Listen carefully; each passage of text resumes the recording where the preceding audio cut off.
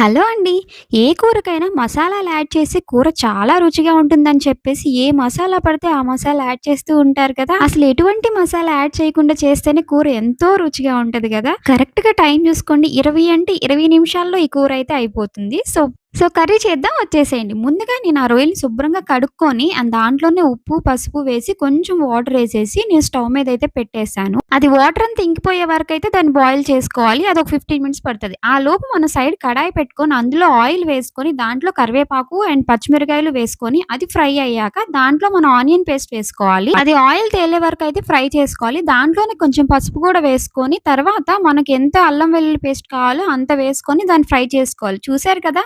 అది ఫ్రై అయ్యేలోపు ఇక్కడ రొయ్యలయితే ఉడికిపోయినాయి. ఆ రొయ్యలను కూడా యాడ్ చేసుకొని దాంట్లోనే ఉప్పు, కారం అండ్ ఇందాక పొడి యాడ్ చేశాను కదా! అది మసాలా అనుకుంటారేమో అదేమి కాదండి. జస్ట్ ధనియాల, జీలకర్ర పొడి మాత్రమే. అది ఏసాక టమోటాలు గూడా వేసి ఒక 5 మినిట్స్ మూత పెట్టేస్తే మంచిగా మగ్గుతది.